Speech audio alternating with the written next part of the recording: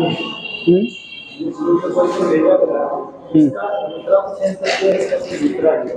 हुआ? इस क्वेश्चन का 75 का दूसरा ऑप्शन दिया गया है डी वाला, इसका दूसरा कोई ऑप्शन दिया गया है, लेकिन ये मेथड ये भी सही है, ऑप्शन अलग अलग दिया गया। तो उसने पूछा कि प्रेशर क्या होता है, ऊपर में लाइन क्यों कम लगता है? तो क्यों कम लगता है?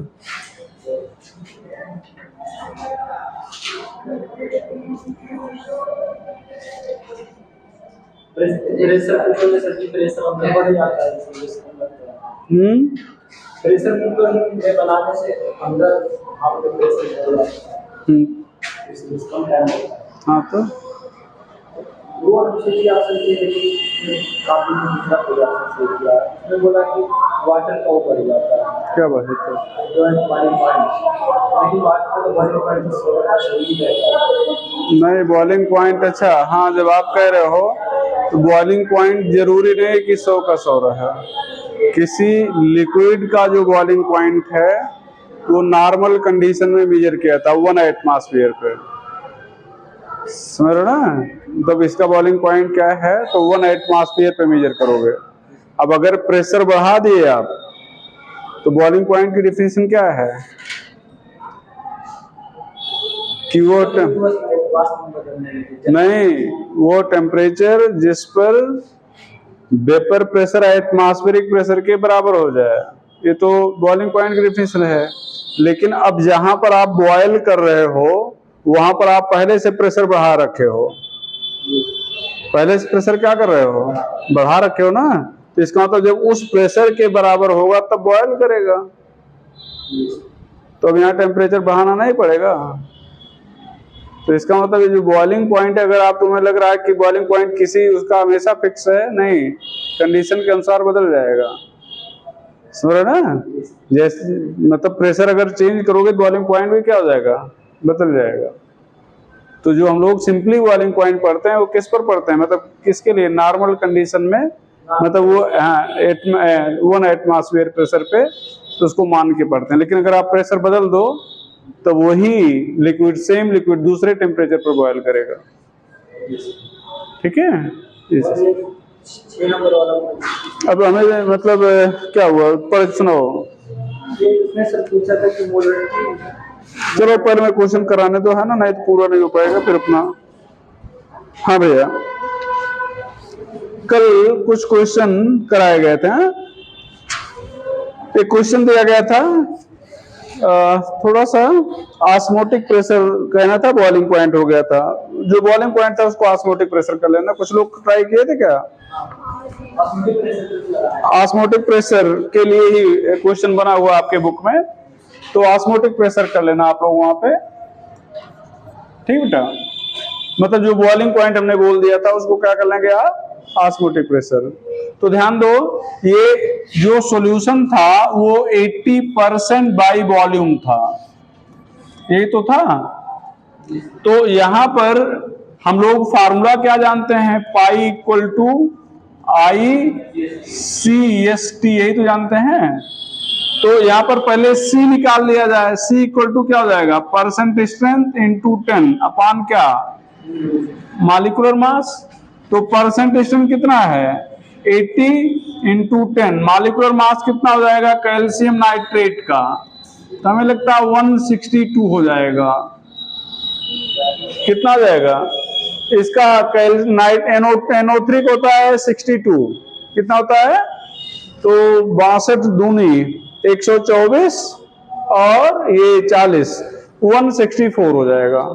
तो कितना हो जाएगा भैया, 164। ये सी आ गया, और यस की वैल्यू आपको पहले से मालूम है 0.0821, ये पहले से मालूम है।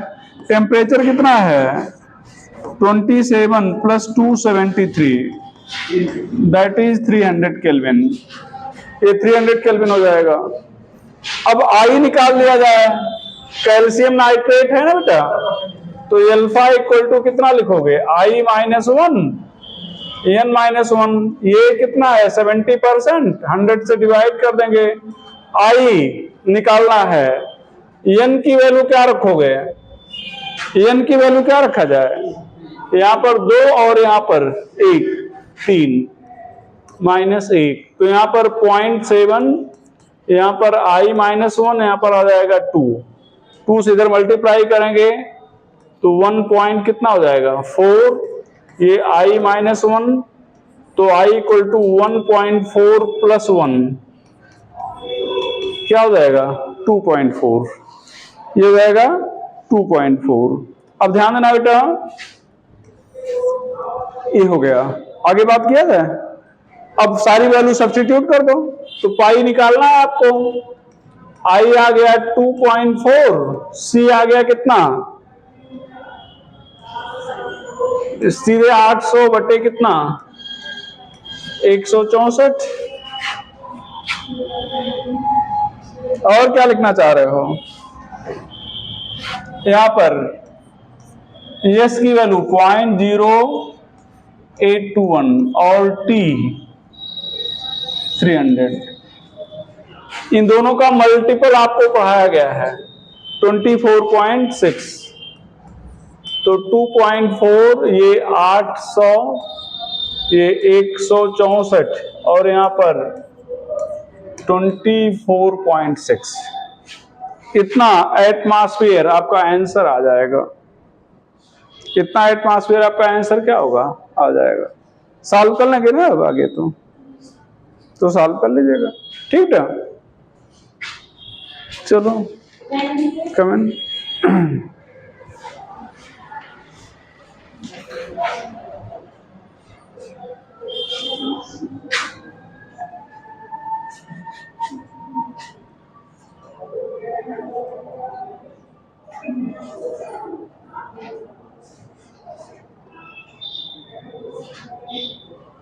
अगला क्वेश्चन बोले, काफी इंपॉर्टेंट क्वेश्चन है आगे वाला।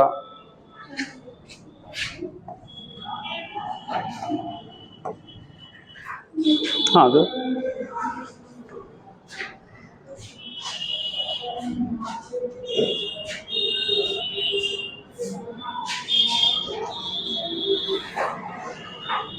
रिमूव करो बेटा इसको। तो ये कल वाला क्वेश्चन ही है, भी कराया गया, रिमूव कर दें। चलो आगे देखना बेटा,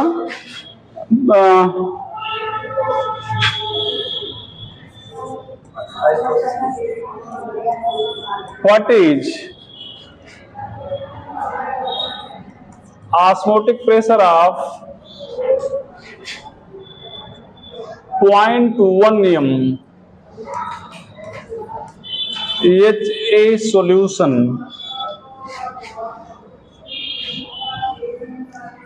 at pH equal to 2 and temperature equal to T।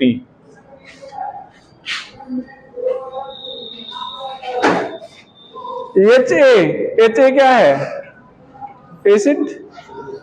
HA क्या है भाई? कौन सा एसिड आपको मालूम नहीं है, लेकिन पीएच कह रहा ना, और H है तो एसिड होना ही चाहिए, ठीक है। चलो देखा जाए, काम अपना वही। पाई इक्वल टू क्या लिखना है? Pi equal to ICST। तो यहां पर C दिया गया है कितना बेटा 0.1। यस की वैल्यू हम यस ही लिख रहे हैं। ऑप्शन ये ऑब्जेक्टिव इसका दे रहे हैं, यहां पर कुछ ऑप्शन ऐसे था।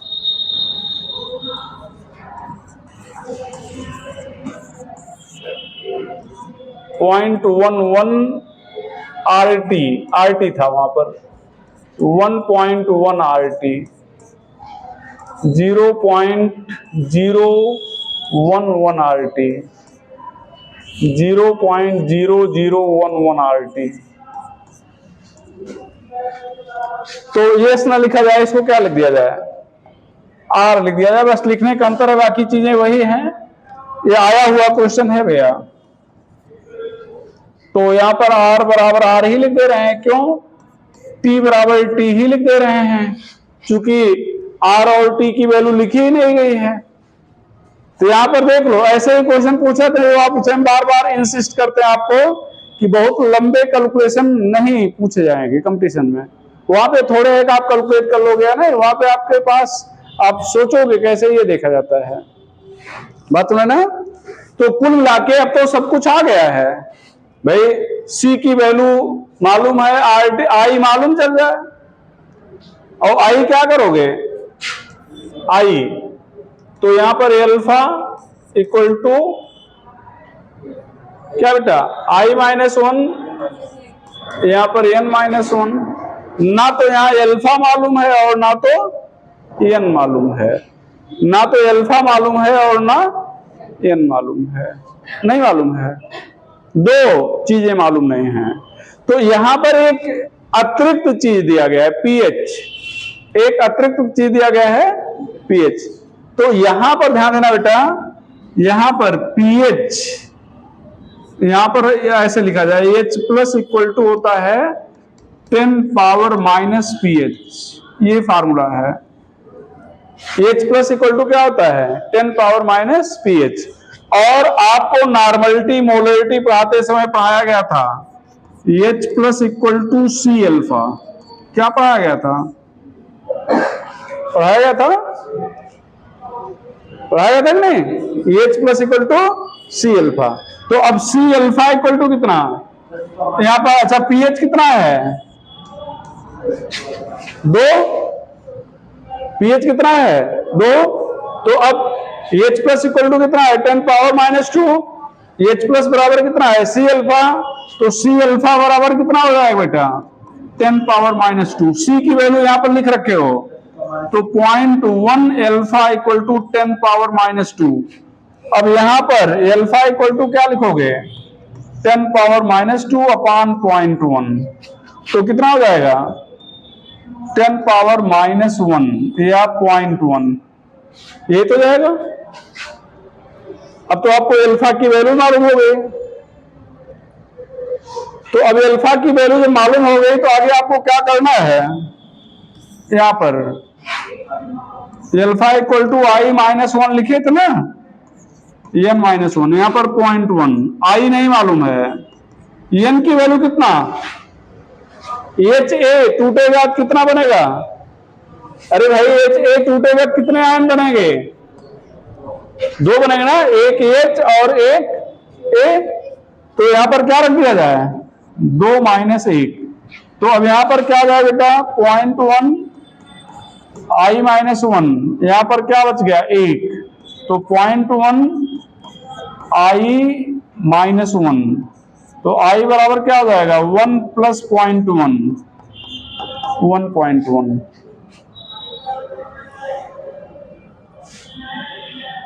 तो अब यहां पर क्या करना है भैया, क्या करना है, five equal to I C R T. अब क्या लाइट बुझाओ देखो,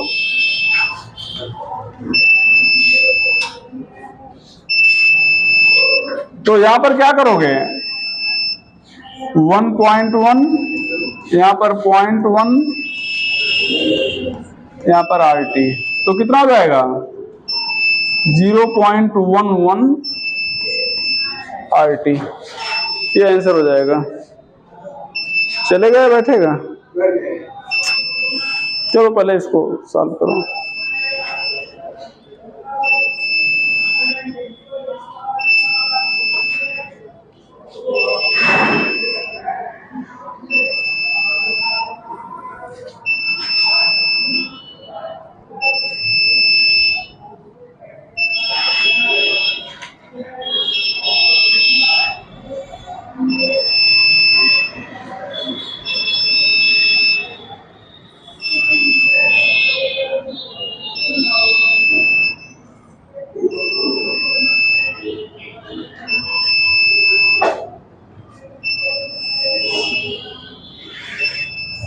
चलें,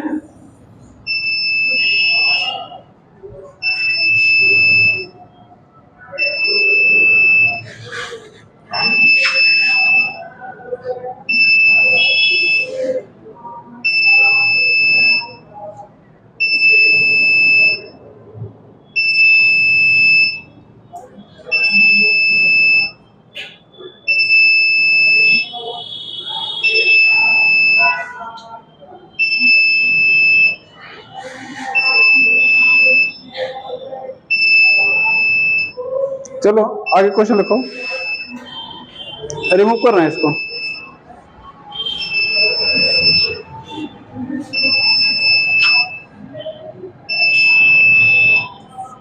PT NH3 whole 4 Cl4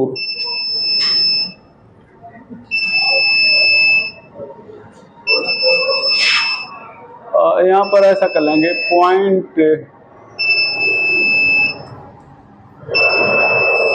0.01 m PT NH3 whole 4 Cl4 has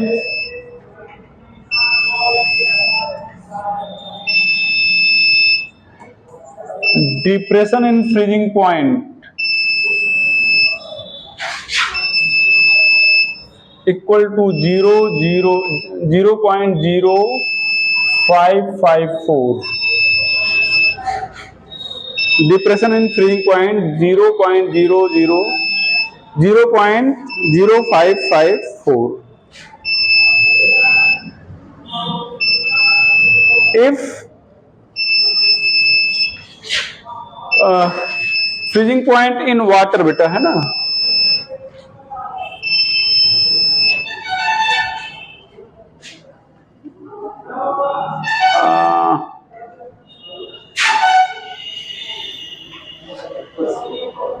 has depression in freezing point, थोड़ा सा गलत हो रहा है, has depression in freezing point in water,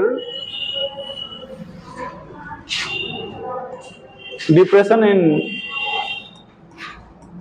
freezing point in water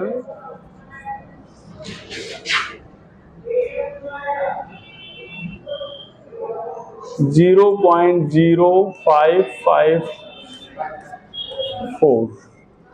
If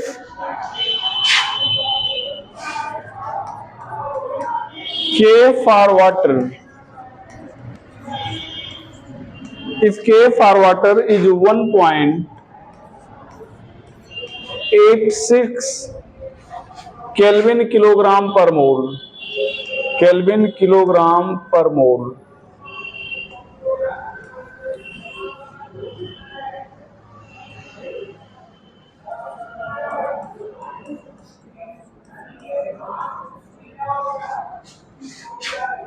find number of ion generated by it in solution, or write its formula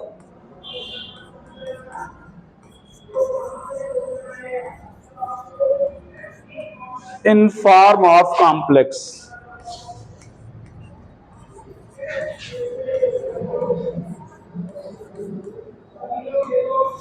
Assuming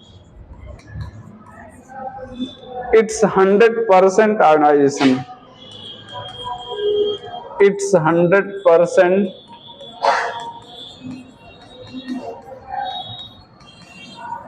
ionization, assuming it's 100% ionization. ध्यान देना यहां पर डेल्टा TF, डेल्टा TF कितना दिया है, कितना depression कितना बता रहा है, 0.0554. यहां पर मोललिटी कितना बता रहा है, और क्या बेटा KF कितना 1.84 4 या 6 होता, हमने 4 लिख दिया क्या यहाँ पर, अच्छा 6 है, पता नहीं कहाँ दिमाग में 4 चल रहा है ना।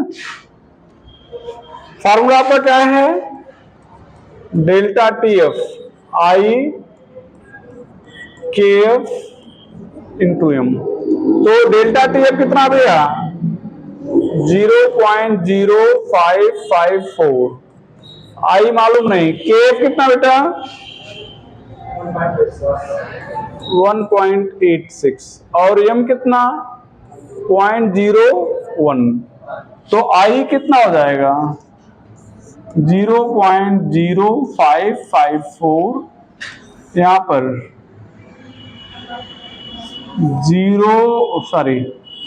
1.86 इंटू 0.01, कुल कितने अंक के बाद दशमलव है 2 और 2 4 और ऊपर भी 4, तो हटा दिया जाए तो कितना आ जाएगा 554, यहाँ पर कितना हो जाएगा, तो 18 3 54 होता है ना, 3 से गुणा कर दिया जाए क्षेत्रिक 18, लगभग ये नियरली 3 है, नियरली कितना है 3, आई की वैल्यू नियरली कितना आ जाएगी 3।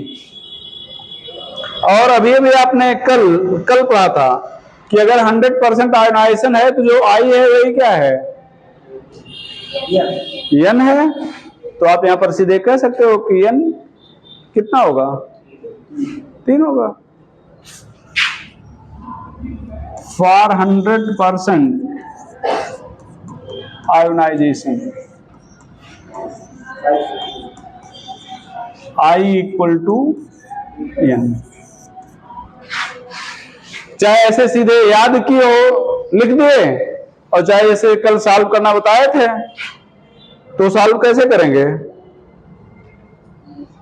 भैया, सॉल्व कैसे करेंगे, यहां पर अल्फा इक्वल टू क्या I -1 n -1, यहां पर 100% है तो 100, I कितना है, I कितना है 3, I की वैल्यू 3 है ना बेटा, -1 n -1, यहां पर कितना आ गया 1, यहां पर 2, यहां पर n -1, तो यहां पर आ जाएगा n -1 इक्वल टू 2, n बराबर 2 + 1 3।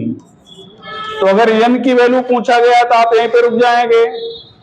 और दूसरा क्या कहा था कि right it's formula in form of complex, तो इसके कॉम्प्लेक्स के फॉर्म में फार्मूला लिखना है, ध्यान देना, इधर ध्यान दो, किसका लिखना था PT NH3 कितना था बेटा ये होल 4, यहाँ Cl4, ध्यान देना एक चैप्टर है कोऑर्डिनेट केमिस्ट्री, पढ़ाया तो गया नहीं है, तो वहां पर उसमें एक टॉपिक है वर्नर थ्योरी, तो जब कोऑर्डिनेट केमिस्ट्री हम लोग पढ़ेंगे और उसमें भी वर्नर थ्योरी पढ़ेंगे, तो वर्नर थ्योरी अगर आपको पढ़ाए होते तो शायद आपको इस डाटा को टच करने की जरूरत ही नहीं पड़ती। बात सुना ना, मतलब इस डाटा से फिर हमें कोई लेना देना ही नहीं था, वर्नर थ्योरी पढ़ाए होते तो हम सीधे बता देते देखो ये आंसर है, आप भी समझ जाते हैं हाँ ये आंसर है। बात क्लियर है ना, लेकिन चूंकि अभी वो पढ़ाया रह गया है तो इसलिए उसका नाम ले नहीं सकते, या बता भी देंगे तो आपको उसका समझ में ना आए, तो इसलिए उस पर नहीं जा रहे हैं, ठीक है। अच्छा अब यहां पर ध्यान देना, मतलब कुल n क्या है, यहां पर फार्मूला में क्या लिखे हो, n क्या बताते थे आयनों की संख्या, नंबर ऑफ आयंस, तो इसके अंदर 3 आयन बनेंगे, तो यहां पर ध्यान दो इसके फार्मूले को हम लिख रहे हैं, प्लेटिनम यहां पर NH3 होल 4, यहां पर Cl2, ये Cl2, ऐसे लिखेंगे। अब आप कहोगे कि यहां पर ध्यान देना बेटा, प्लेटिनम है, इससे कितने स्पेसीज जुड़े हुए हैं, 4 अमोनिया और 2 Cl, कितने जुड़े हैं 6, कितने जुड़े हैं 6, और ये 2 Cl कैपिटल ब्रैकेट के बाहर कर दिए गए हैं, ठीक है। तो अगर यहां पर गया ऑक्सीडेशन नंबर निकाला जाए, तो ऑक्सीडेशन नंबर निकालने पर क्या होता है, प्लेटिनम का ऑक्सीडेशन नंबर यहाँ पे 4 आएगा, कितना आएगा, तो जब भी प्लेटिनम का ऑक्सीडेशन नंबर 4 आएगा तो उससे हमेशा 6 लिगेंड जुड़ेंगे, कितना जुड़ेंगे ये फिक्स है। तो जैसे हमने कहा ना कि वर्नर थ्योरी अगर आपको पढ़ाए होते तो इस फार्मूले की हमें जरूरत ना पड़ती, हम सीधे ऑक्सीडेशन नंबर देखते हैं कि 4 है, इसका मतलब 6 लिगेंड जुड़ेंगे, तो 6 जोड़ देते हैं। अब आप क्वेश्चन कर सकते थे कि हम अमोनिया को बाहर क्यों नहीं किए, Cl को क्यों बाहर किए, ये दिमाग में प्रश्न होगा ना। तो बाहर हमेशा निगेटिव आयन किया जाएगा भाई, निगेटिव, जिस पर निगेटिव अमोनिया पर कहीं चार्ज लगते देखे हो, नेगेटिव या पॉजिटिव? वाटर पर कहीं लिखे देखे हो? तो ये सब न्यूट्रल हैं। तो जैसे 4 अमोनिया और 4 Cl था ना, तो कुल कितने थे? 8, और अंदर हमें रखना कितने था? 6 को। तो पहले हम लोग क्या करेंगे, पहले हम न्यूट्रल वाले को अंदर करेंगे। पहले हम लोग क्या करेंगे? न्यूट्रल वाले को अंदर करेंगे। अब न्यूट्रल वाला अगर अंदर हो गया और हमें जितना करना था उतना हो गया, तो जितने निगेटिव थे सबको क्या कर देंगे? बाहर।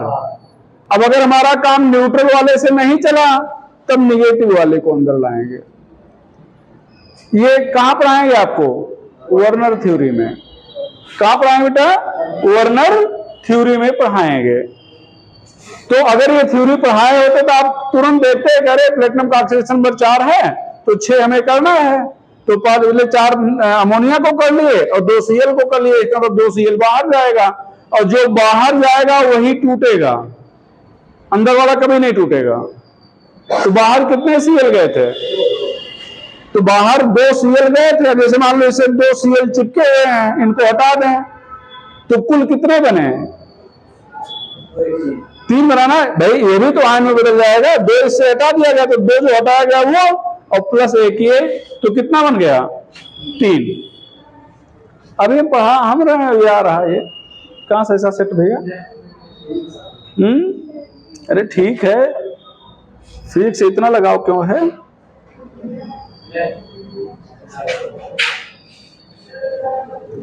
ठीक है। अरे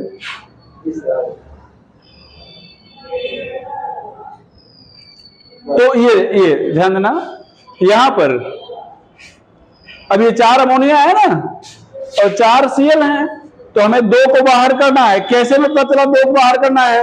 ये तो यहाँ कैलकुलेशन से पता चल गया। 3 कुल 3 बनेंगे, तो 3 बनाने के लिए हम 2 बाहर कर दें, तो 2 बाहर वाला और 1 ये पूरा, तो 1 ये पूरा हो गया और 2 ये हो गया, तो कितने बन गए? 3।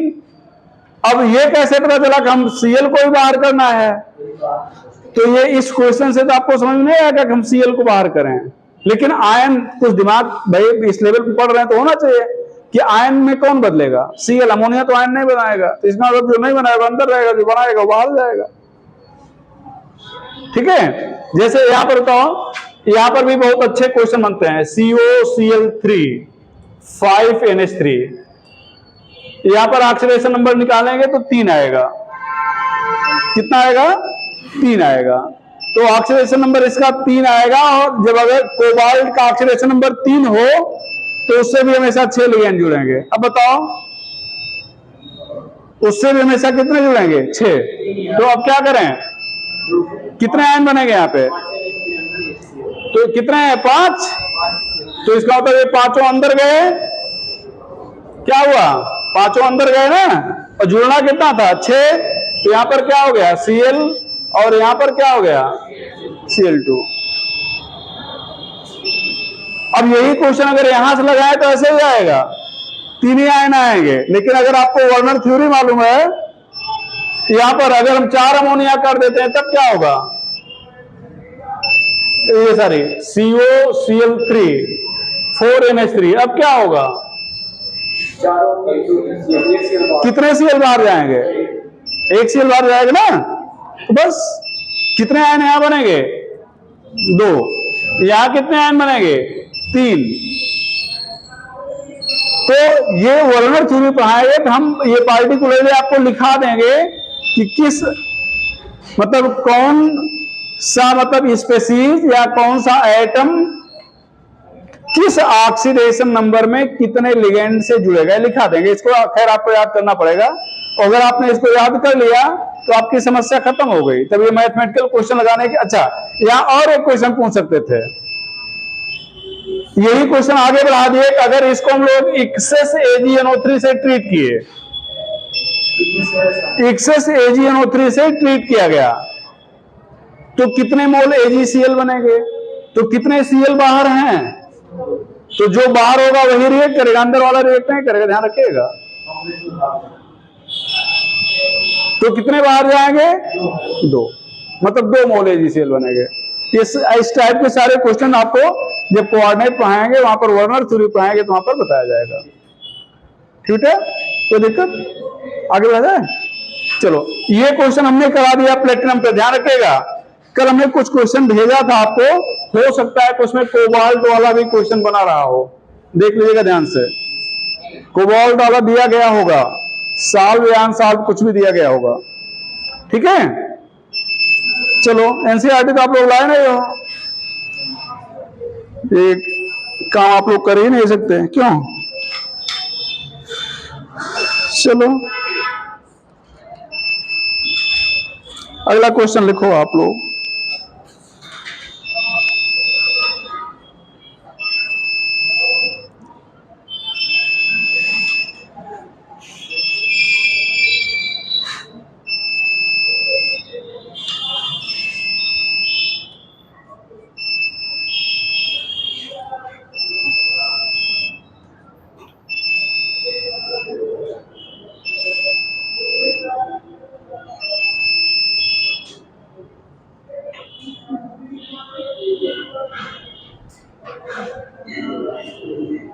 लिखिए, the freezing point of solution, the freezing point of solution containing, the freezing point of solution containing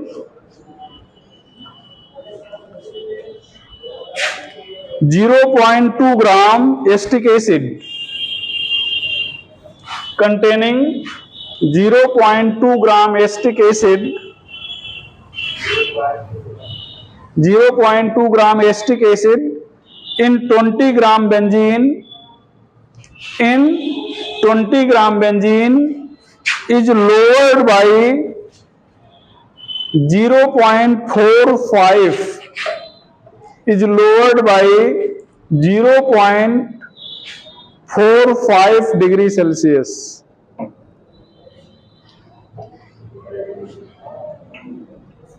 Calculate degree of dimerization of acetic acid in benzene. Calculate degree of dimerization of acetic acid in benzene.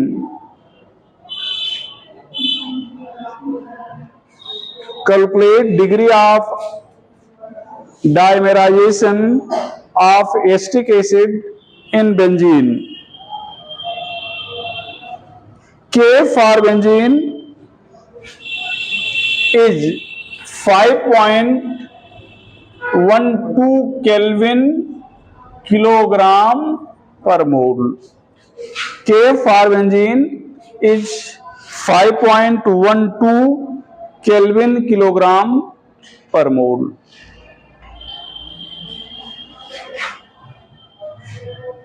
पर मोल।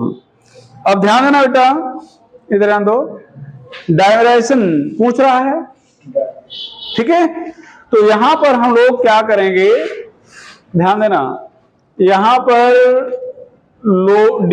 Delta TF कितना दिया है? 0.45। कितना dissolve किए हो? कितना acetic acid? 0.2 ग्राम। कितने में डिजॉल्व किए हो? 20 ग्राम में। केएफ कितना बेटा? 5.12।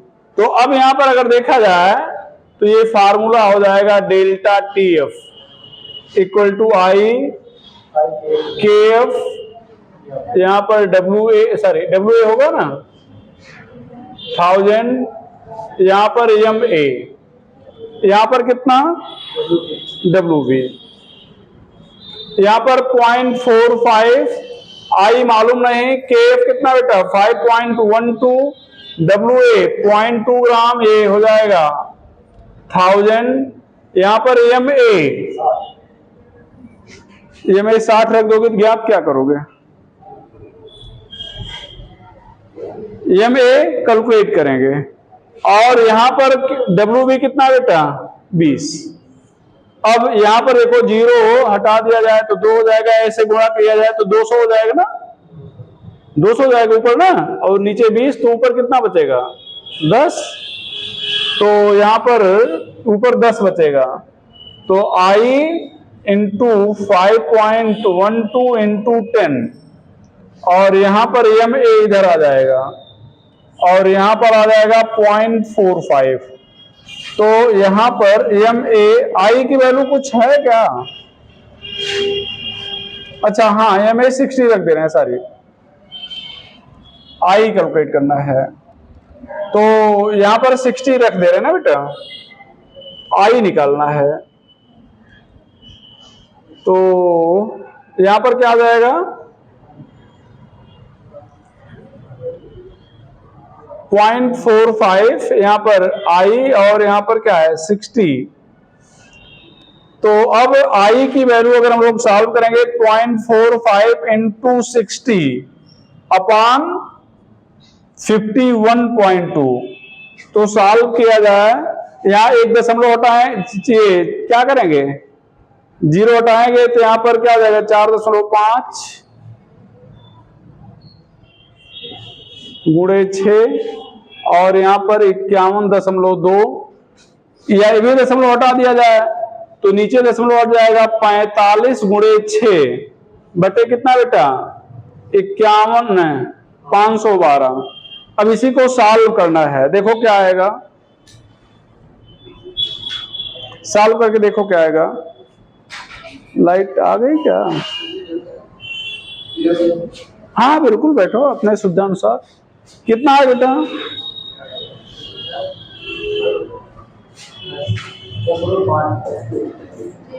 हाँ, आसपास में एग्जैक्ट निकालना होगा, यहाँ आसपास से काम नहीं चलेगा।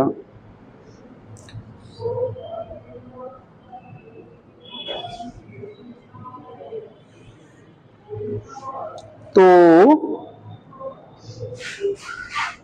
45 गुणे 6 बटे 512, 0.527 कितना है बेटा 0.527। ये ध्यान दो, ये I की वैल्यू आ गई, I की क्या हो गई वैल्यू आ गई। अब यहां पर ध्यान दो, जो बच्चे उधर से अगर दिक्कत हो रही है तो इधर शिफ्ट हो जाएंगे भैया। देखना बेटा, ये सभी लोग देखो, अब यहां पर हम लोग एल्फा इक्वल टू क्या लिखते हैं I-1, यहां पर ये हो जाएगा। एल्फा पता करना है, I कितना बेटा 0.527 है -1, और यहां पर 1/2 -1, तो 0.527 -1 यहां पर कितना बेटा -0.5। तो अब इसको घटाओ, अगर ये 52 होता तो 48 आ जाता, तो 47 लो 3 मतलब 0.473 आ जाएगा, देख लेना माइनस में, और ये माइनस में 0.5 आ जाएगा, तो माइनस हटा दो।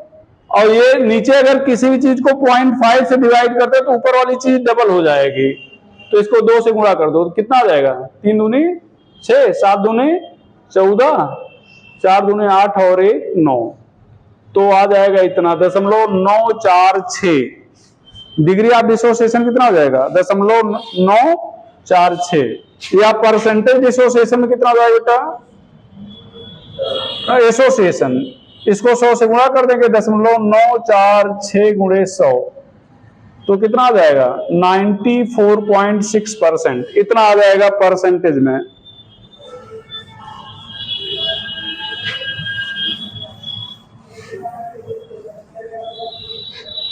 अगला क्वेश्चन लिखेंगे आप,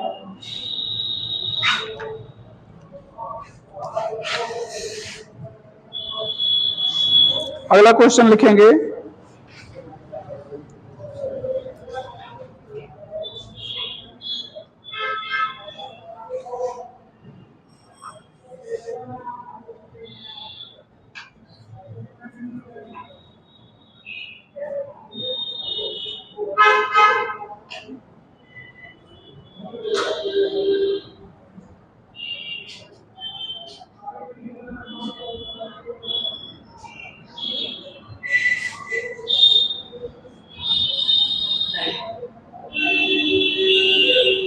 अगला क्वेश्चन बेटा,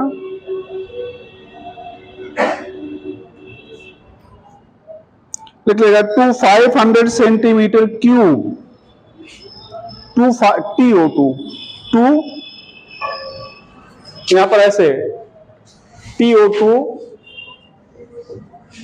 500 centimetre cube of water 3 into 10 power -3 kilogram 3 into 10 power -3 kilogram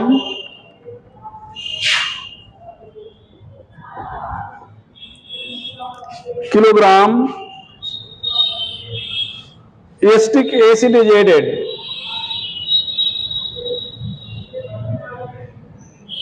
added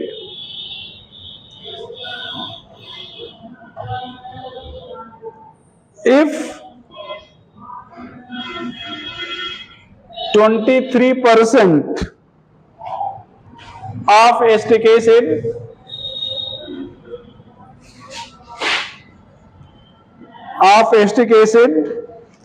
is dissociated,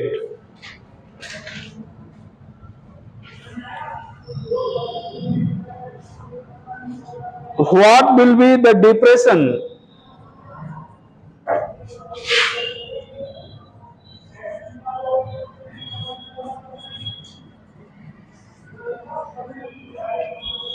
in freezing point?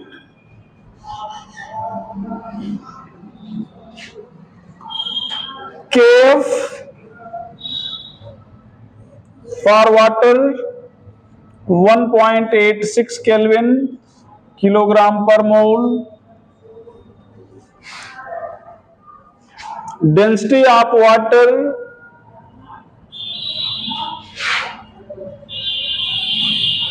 0.997 ग्राम पर सेंटीमीटर क्यूब।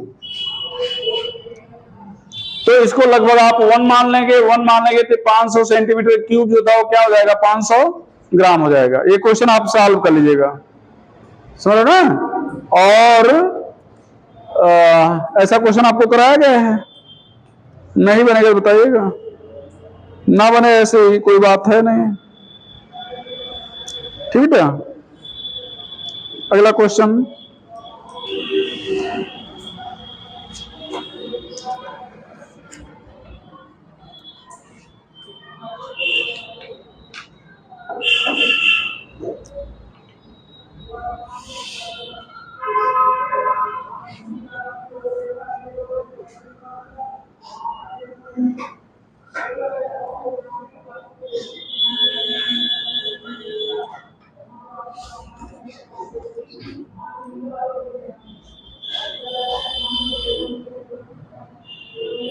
लिख लेगा acetic acid exist in benzene solution, acetic acid exist in benzene solution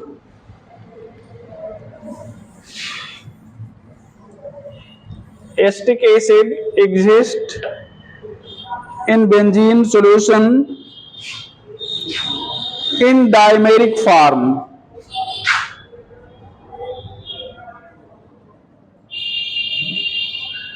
Benzene solution in dimeric form. In actual experiment,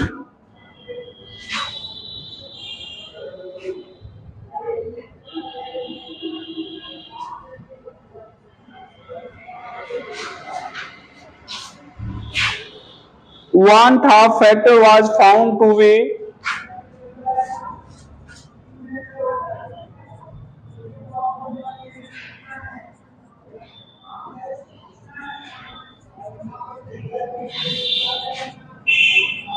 found to be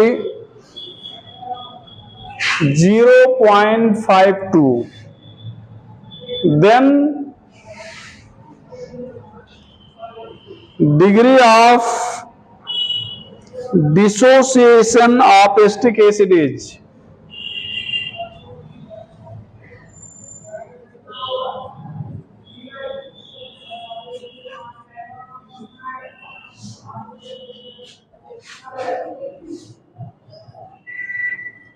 लेकिन लग रहा है question ये थोड़ा सा मैं गलत टाइप लग रहा है, चूंकि डायमेरिक फॉर्म करा है उसके बाद डिग्री ऑफ डिसोसिएशन पूछ रहा है ना।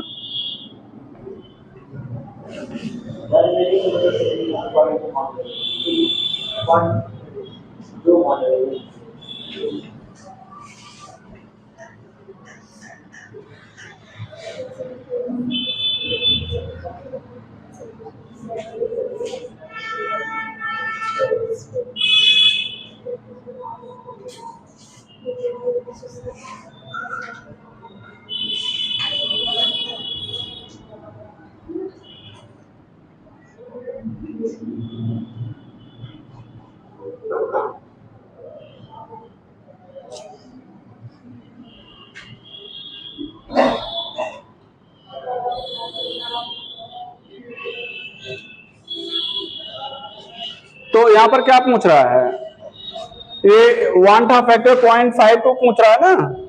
चलो देखते हैं। तो अल्फा इक्वल टू क्या लिखोगे, i-1/n-1। ये ध्यान दो बेटा, एसिटिक एसिड का फार्मूला सभी लोग जान रहे हो, CH3COOH। तो ये टूटेगा, कितने आयन बनेंगे, 2। ये ध्यान दो, CH3COO- यहां पर क्या हो जाएगा, H+2 बनेंगे। तो यहां पर ये अल्फा पूछ रहा है और आई की वैल्यू कितना दिया है, 0.52, और यहां पर आई कितना है, -1। एन की वैल्यू कितना बेटा, 2 - 1। अब सॉल्व करो इसको, तो -0.48 अपान कितना, 1, तो -0.48। ये आंसर आपका क्या आ रहा है, गलत। क्या आ रहा है, गलत। आंसर नेगेटिव तो आएगा नहीं। तो जो डिसोसिएशन है वो क्या होना चाहिए, एसोसिएशन। जो डिसोसिएशन है वो क्या होना चाहिए, एसोसिएशन। ठीक है। तो इसका मतलब ये जो क्वेश्चन यहाँ पर डिसोसिएशन बुक में दे रखा है आपके, वो डिसोसिएशन की जगह पर क्या होना चाहिए, एसोसिएशन। तो अब अगर आपने एसोसिएशन कर दिया तो यहां पर क्या करोगे, 1/2 हो जाएगा, 1/n माइनस क्या करेंगे, 1 माइनस क्या करेंगे बेटा, 1। तो अल्फा इक्वल टू क्या लिखो, बोलो, i-1। आई की वैल्यू दिया है 0.52, यहां पर 1/2 - 1, तो ये कितना हो जाएगा अल्फा, यहां पर -0.48, यहां पर -0.5, माइनस माइनस हट जाएगा, 0.48 अपान 0.5। आपको पहले बताया गया 0.5 से किसी वैल्यू डिवाइड करो तो ऊपर वाले को डबल कर दो, तो क्या हो जाएगा, यहां पर 0.96, मतलब 96%। ऑप्शन में दिया भी है। चलो अगला क्वेश्चन लिखेंगे हम लोग।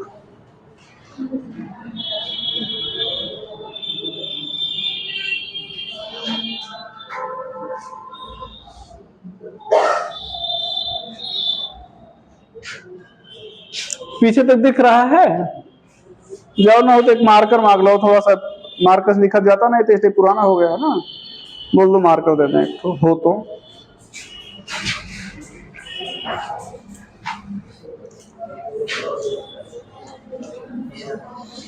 अगला क्वेश्चन लिखा जाए बेटा, लिखो।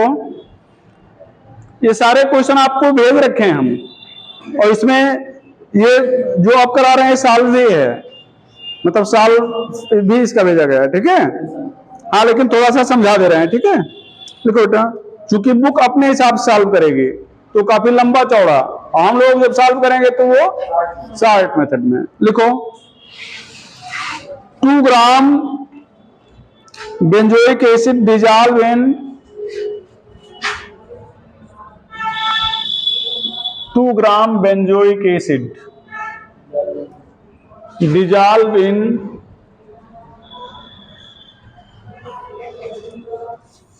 dissolve in 25 gram benzene, dissolve in 25 gram benzene. कल आप लोग अपनी एनसीईआरटी की बुक लेके आएंगे, ठीक है, और हम बता देंगे उन क्वेश्चंस को, आप नंबर बता देंगे, आप अपने क्वेश्चंस को सॉल्व करेंगे। ठीक है, बन जाएगा तो ठीक है, नहीं बनेगा तो हम, बल्कि यहां थोड़ा हिंट दे देंगे, लाए क्या, तो हिंट दे देंगे, आप लोग बनाइए, बन जाता है तो ठीक है, नहीं तो फिर हम उसको कराएंगे, ठीक है। 25 gram benzene shows depression in freezing point, shows depression in freezing point 1.62 Kelvin.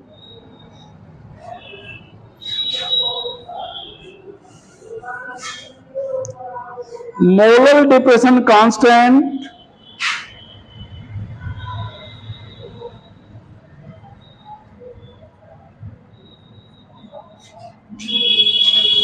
for benzene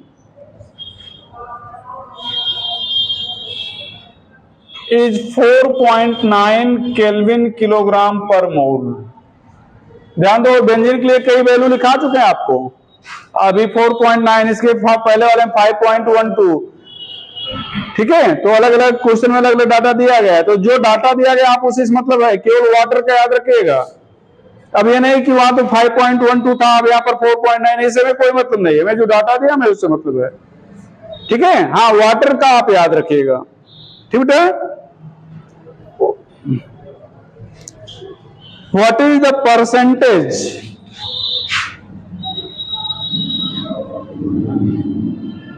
association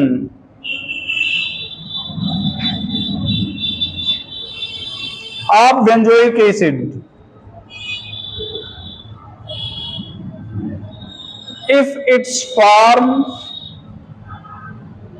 dimer, if it form dimer।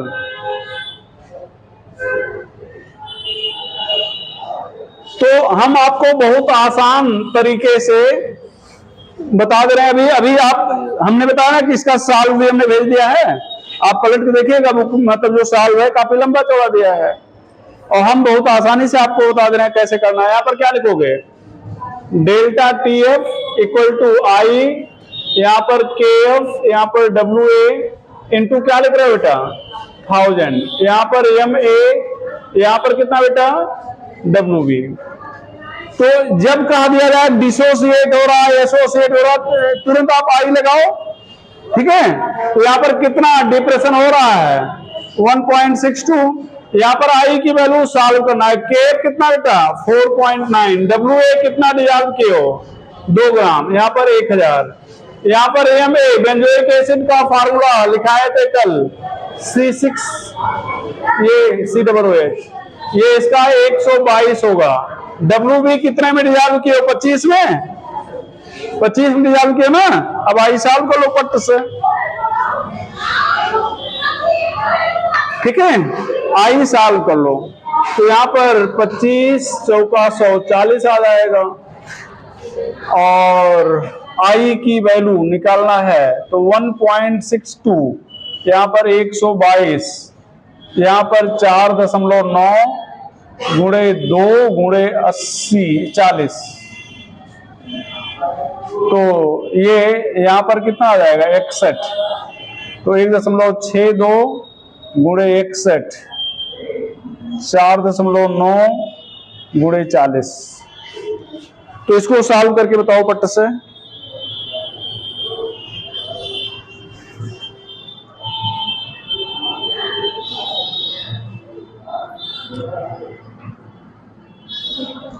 कितना आएगा,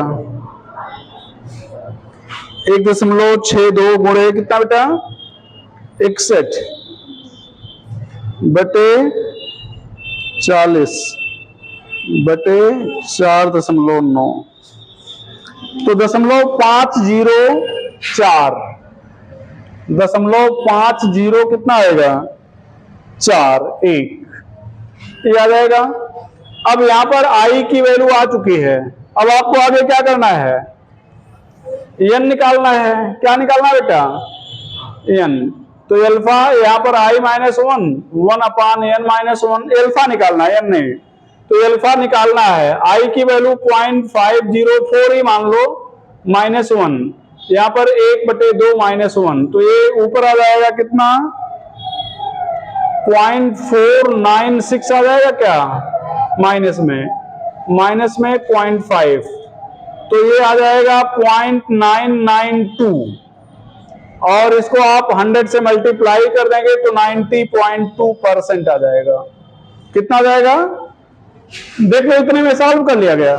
अब बुक में अभी देखो कि पूरा आधा पेज लिया होगा, पता नहीं क्या डिसोसिएशन करा के क्या क्या लिख के हैं, उससे कोई मतलब नहीं है आपका। एक सेम क्वेश्चन आपको होमवर्क में दे रहे हैं, ठीक है, वो भी इसके तुरंत बाद है, वहीं पे जहां से ने बोला है, वो भी सॉल्व ही है, लेकिन हम ये चाह रहे हैं कि आप बुक वाला पैटर्न फॉलो ना करें, ये जो पैटर्न बता रहे हैं इसको फॉलो करें, ठीक है बेटा।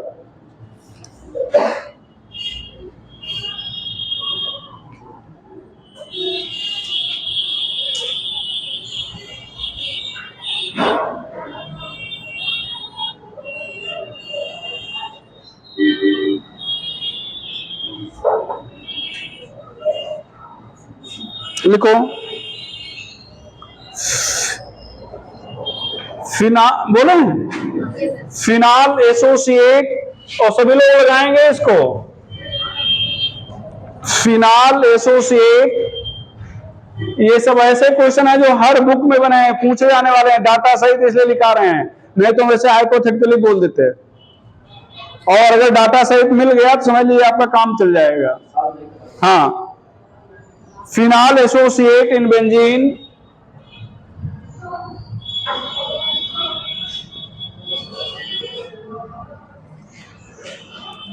to a certain extent,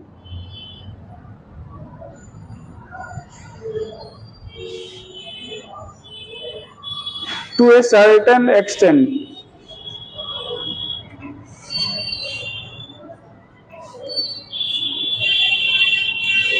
forming dimer, यहां पर बता दे रहा है dimer, forming dimer, a solution containing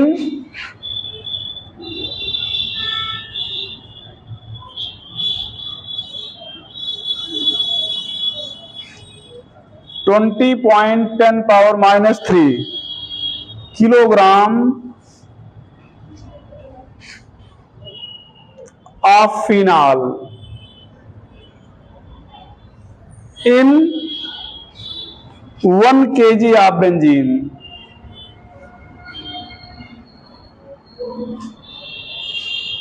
has its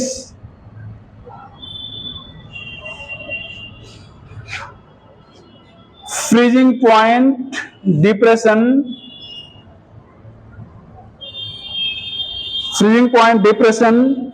0.69 Kelvin.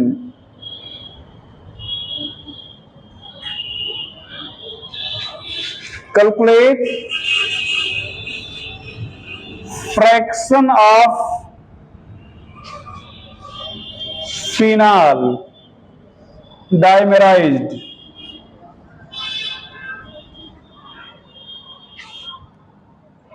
K for benzene is 5.12 kelvin kilogram पर मोल। सॉल्व करेंगे बेटा इसको, वही सेम क्वेश्चन तो रिपीट किया गया है, बस यहां पर क्या एक चीज क्या कर दिया गया, 1 किलोग्राम में कर दिया गया तो इसको ग्राम में कर लीजिएगा।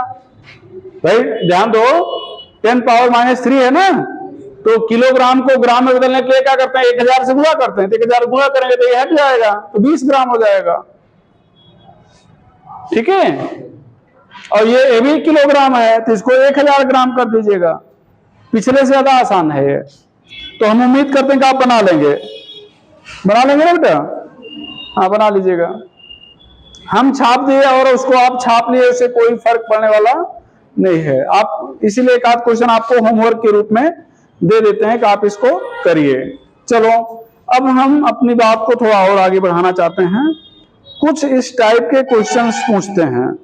देखना, कुछ इस टाइप के भी क्वेश्चन पूछते हैं, यहां पर ध्यान रखिएगा।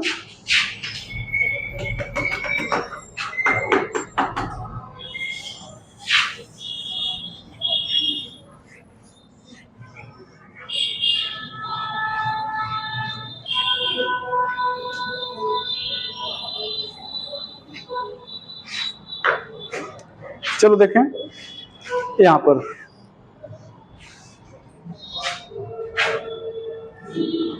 जैसे which has maximum CP, which has maximum CP, यहाँ इस क्वेश्चन को कई रूप में पूछ सकते हैं। which has maximum CP हमने कहा ना, कोलिगेटिव प्रॉपर्टी। आपसे क्वेश्चन में कह देगा which has maximum osmotic pressure, which has maximum elevation in boiling point, which has maximum depression in freezing point, मतलब किसी एक कोलिगेटिव प्रॉपर्टी का नाम ले लेगा। तो हमने किसी कोलिगेटिव प्रॉपर्टी का नाम नहीं लिया, बस सीधे कह दिया which has maximum CP। चले भैया आगे, चलो देखें बेटा। तो अब यहां पर 1 m urea solution, 1 m NaCl solution, 1 m BaCl2 solution, 1 m Al2SO4 whole thrice solution. ये क्या है? इलेक्ट्रोलाइट है। यहां पर क्या करना, Cp directly proportional to N into molarity. Molarity या मोलरिटी, N क्या है? Number of ion, number of ion. अब यहां पर ये यूरिया तो टूटेगा नहीं, टूटेगा? टूटेगा भैया? नहीं। तो कितना? 1 है, तो यहां पर क्या हो जाएगा? 1 इंटू 1। NaCl टूटेगा तो N कितना हो जाएगा? 2, 1 Cl और 1 Na, तो 2 इंटू 1 कितना? 2। BaCl2 टूटेगा तो कितना बनेगा? 3, 2 और 1 बेरियम 3, तो 3 इंटू 1, 3। यहां पर कितना बनेगा? 3 और 2 5 इंटू 1। कौन भैया, किसका सीपी मैक्सिमम है?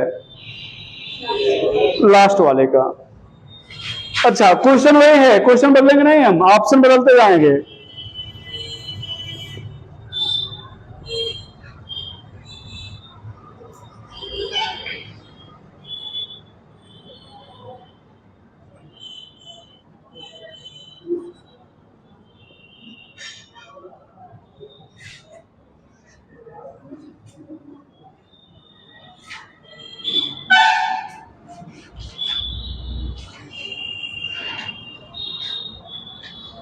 किसका?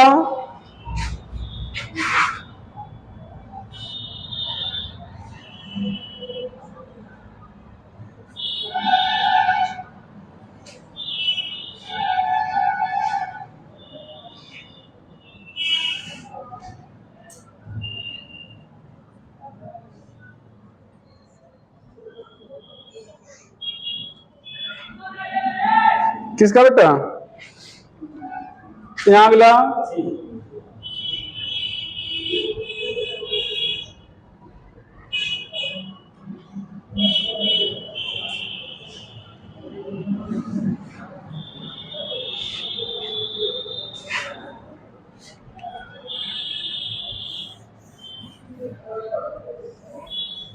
यहां पर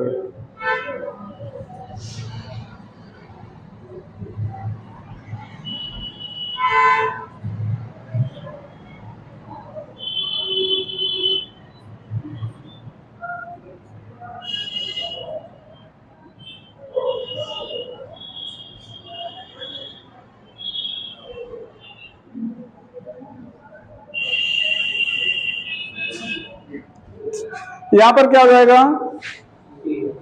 सभी लोग सहमत है ना? किसी को डाउट है? यहां पर कितना NaCl कितना है? 1 और 1 2 गुणे 5। यहां पर कितना बेटा? 2 और 1 3 गुणे 4। यहां पर कितना? 3 गुणे 5, और यहां पर 1 गुणे 6। तो वैल्यू सबसे ज्यादा कहां पे आएगी? तीसरे में। यहां पर क्या हो जाएगा? अब यूरिया टूटेगा नहीं, ग्लूकोज टूटेगा नहीं, सुक्रोज टूटेगा नहीं, तो क्या हो जाएगा? सेम फॉर यहां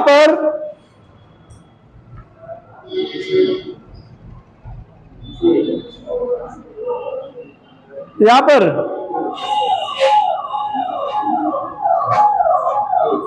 यूरिया ग्लूकोज सुक्रोज, लेकिन मास सेम है, परसेंटेज मतलब 10% तो सबका 10 ग्राम लिए हो, तो यहां पर क्या हो जाएगा? एन डब्ल्यू अपान एम डब्ल्यू कितना बेटा?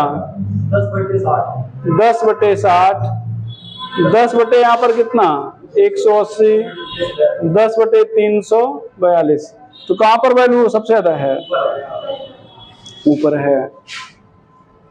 ठीक है, तो ये हो जाएगा, इसको मिटा दें।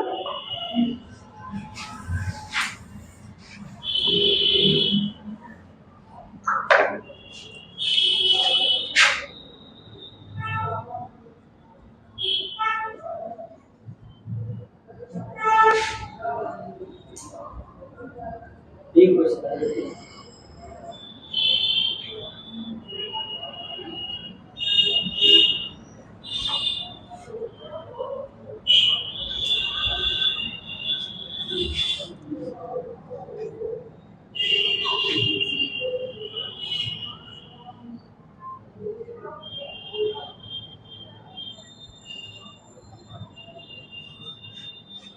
यहां पर भी वही डब्ल्यू अपान एम डब्ल्यू निकालेंगे फॉर नॉन इलेक्ट्रोलाइट। किसके लिए है? फॉर नॉन इलेक्ट्रोलाइट, और ये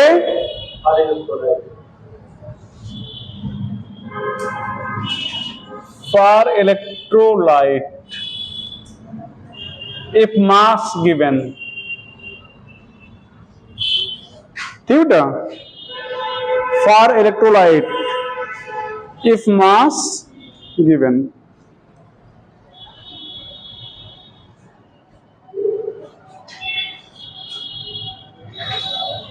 ठीक है, तो क्या हो जाएगा?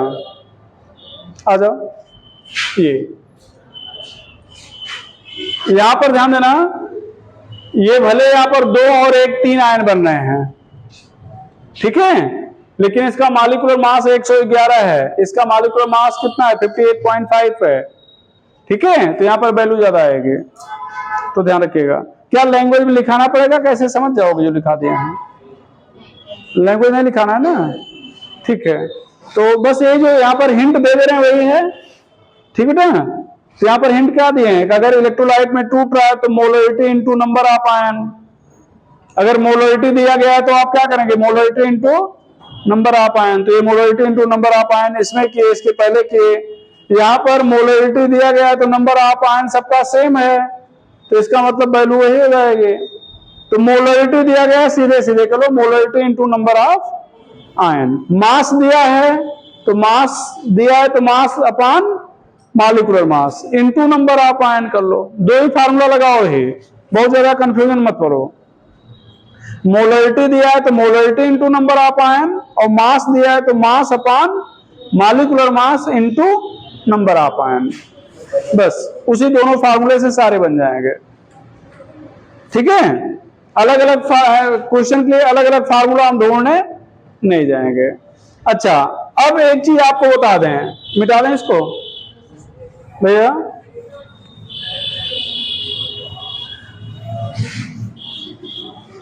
यहां पर which है, रुक जाओ क्वेश्चन नहीं, यहां पर Cp इक्वल टू, मतलब Cp directly proportional to boiling point,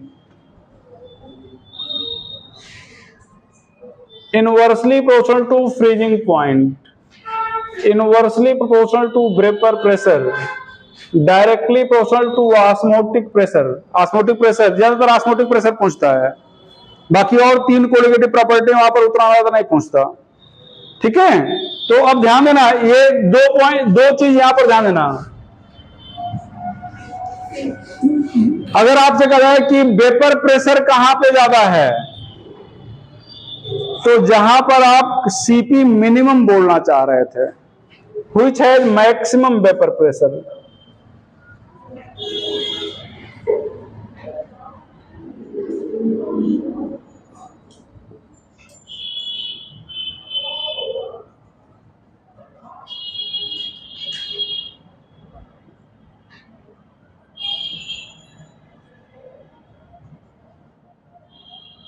अभी यही दिया गया था ना बेटा।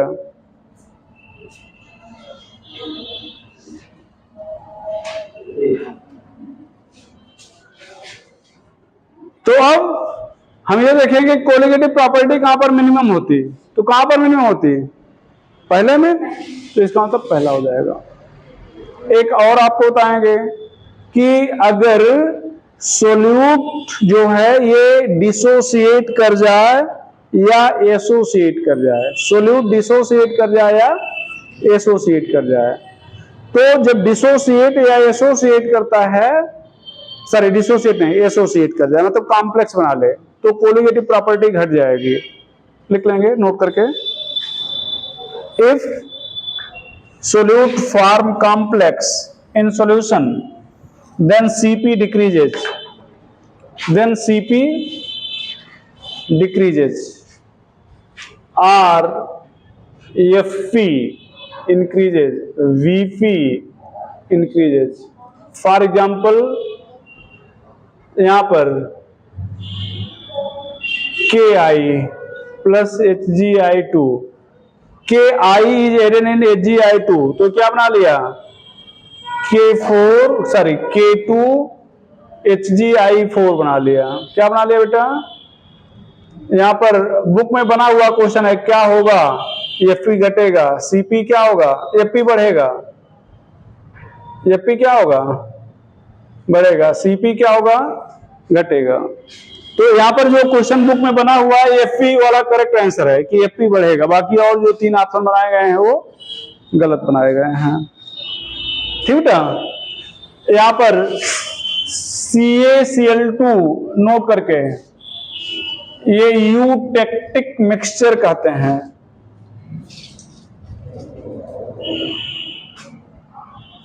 Eutectic mixture used for cleaning of road, used for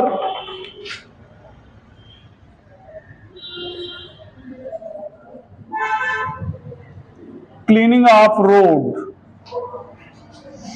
in cold countries, cleaning of road in cold countries.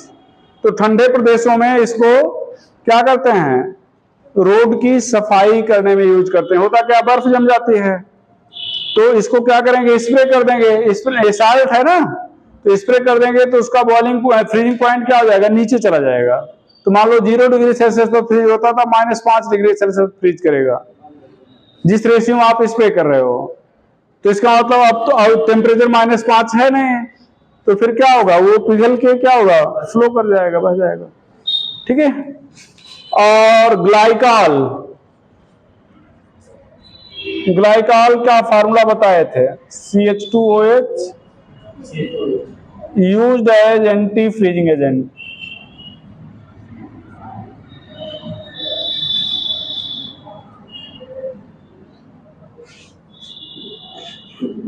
तो ये चैप्टर इसी के साथ खत्म मान लेते हैं। खत्म क्यों नहीं बोल रहे हैं, क्योंकि एक टॉपिक बच रहा है, हेनरी लॉ। हेनरी लॉ नहीं पढ़ाएंगे, ठीक है, इसको हम अगले टॉपिक में इंक्लूड कर लेते हैं। कहां पे, केमिकल इक्विलिब्रियम में, वहां पर भी पढ़ाएंगे, वहां पर भी हेनरी लॉ एक बार थोड़ा सा पढ़ाते हैं, तो वहीं पर इसको फिर डिटेल में कर देंगे। तो इसके तुरंत बाद पढ़ा भी रहे हैं, ठीक है। तो आप ही लेंगे केमिकल इक्विलिब्रियम।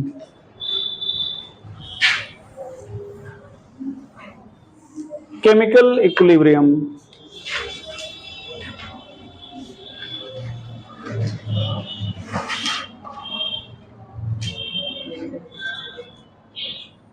Chemical equilibrium. तो इस चैप्टर को आज हम लोग शुरू कर ले रहे हैं, ठीक है। यहां पर ध्यान दो,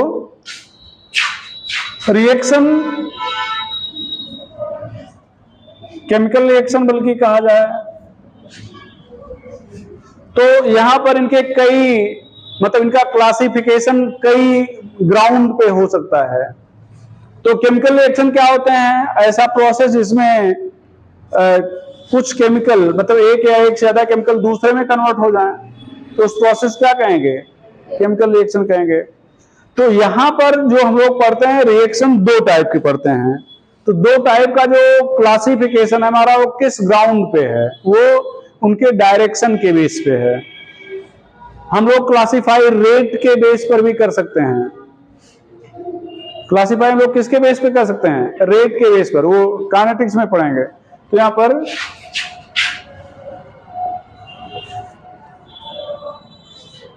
one or more chemical convert into other,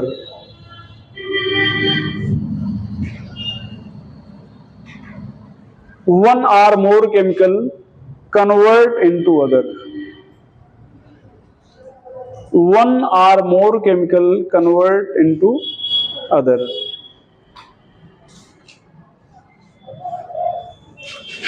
type में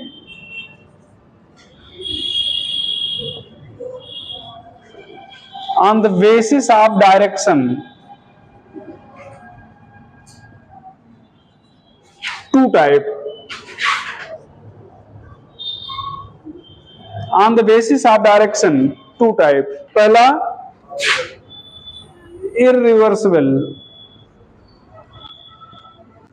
और दूसरा भैया रिवर्सिबल रिएक्शन।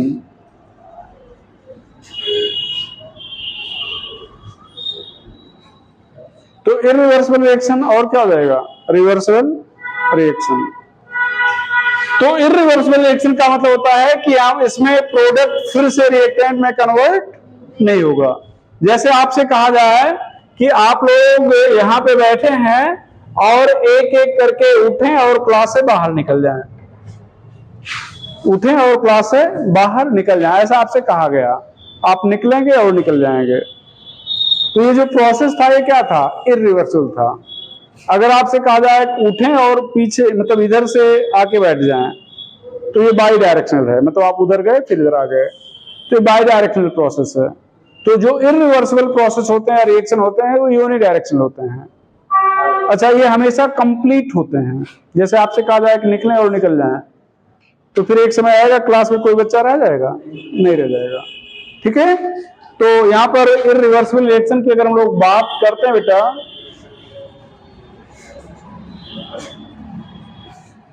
इरिवर्सिबल रिएक्शन की बात करते हैं तो क्या लिखेंगे? प्रोडक्ट डज नॉट रिकन्वर्ट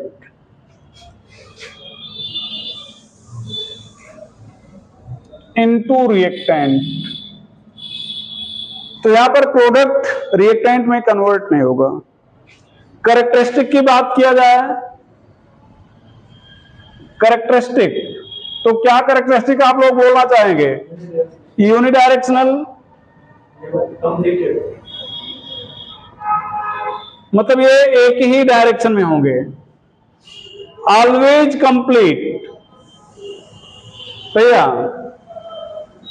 आपसे ऐसे कहा गया कि आप उठें और बाहर चले जाएं एक एक करके, तो एक समय आएगा कि सारे बच्चे क्या होंगे? बाहर होंगे, क्लास में कोई होगा नहीं, तो फिर निकलने वाला प्रोसेस चलता रहेगा, खत्म हो गया, खत्म हो गया।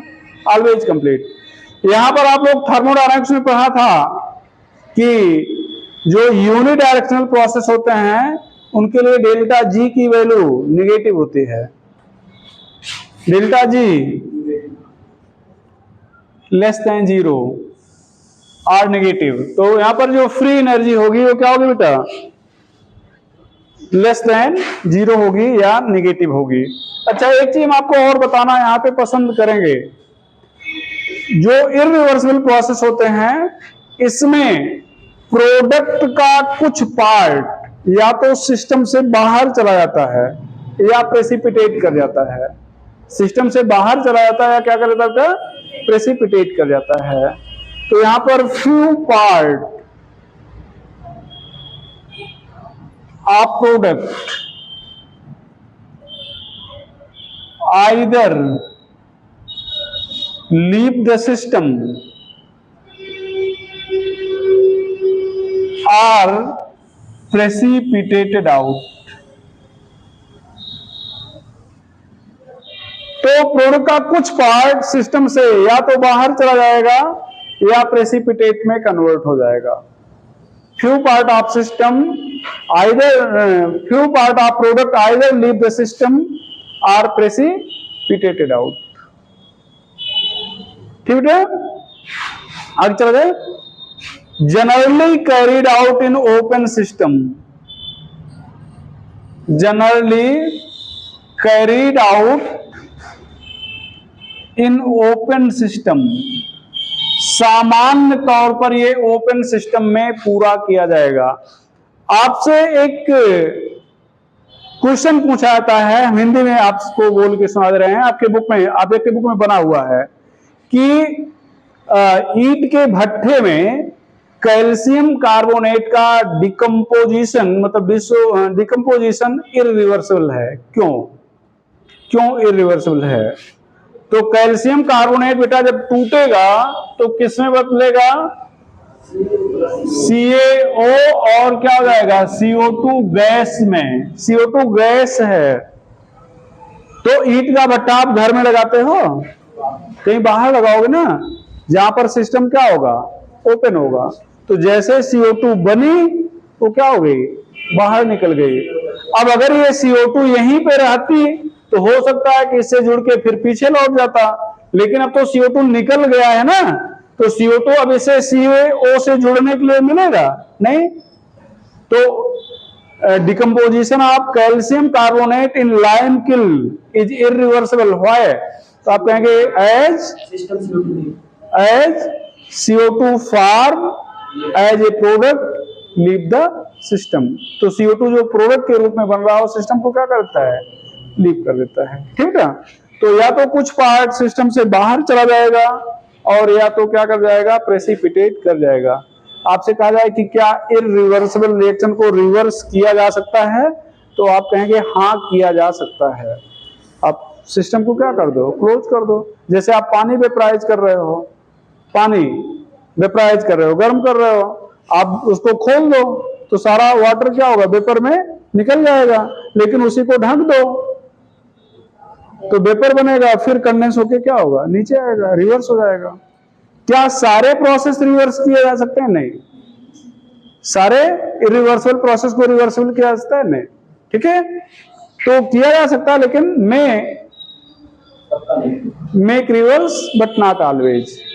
तो रिवर्स किया जा सकता है, लेकिन सारे प्रोसेस को रिवर्स किया जाए ऐसा, मतलब सारे रिएक्शन को, तो ऐसा नहीं है। ठीक है, तो ये चीज है। एग्जाम्पल में बेटा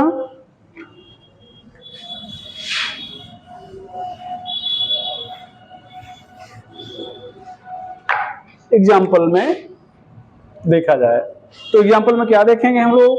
पहला प्रेसिपिटेशन रिएक्शन,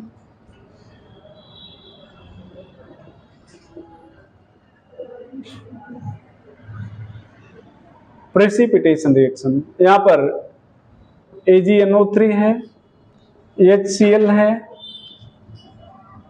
यहां पर AgCl का प्रेसिपिटेट बन जाएगा।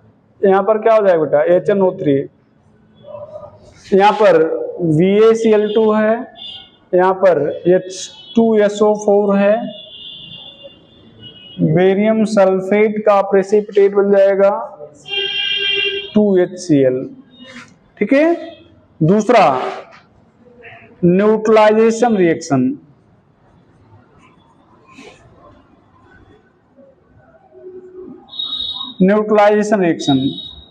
तो इसमें इसे कंप्लीट कर। Neutralization reaction of strong acid with strong base.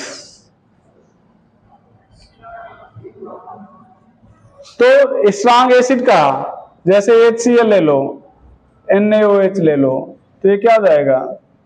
NaCl। और क्या हो जाएगा बेटा? H2O। H2SO4 ले लो, यहां पर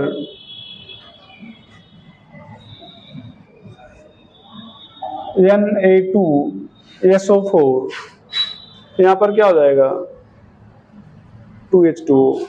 थर्ड हो जाएगा बेटा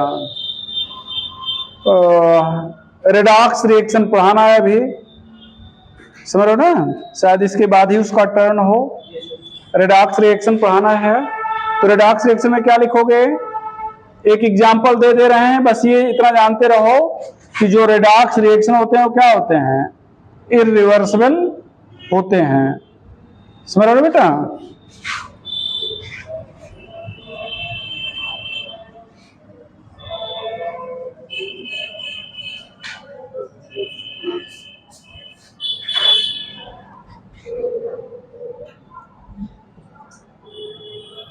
ये रेडॉक्स रिएक्शन हो जाएंगे। और लास्ट में thermal decomposition reaction, thermal decomposition reaction.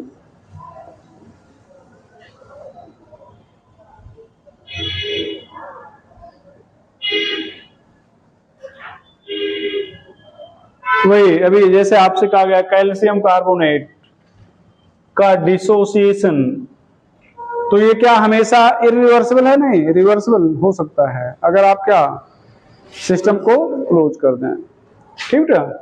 यहाँ पर लेड नाइट्रेट,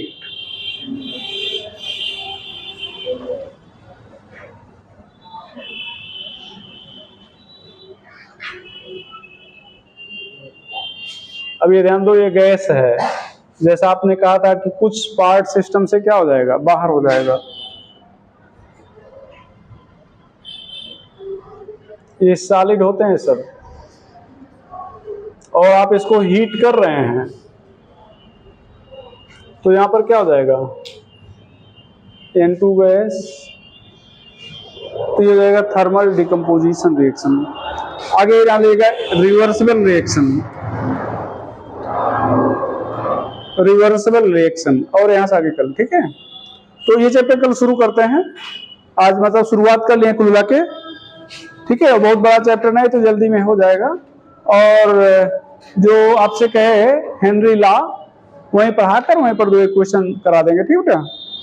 ठीक भैया, कोई दिक्कत तो नहीं ना, ठीक है।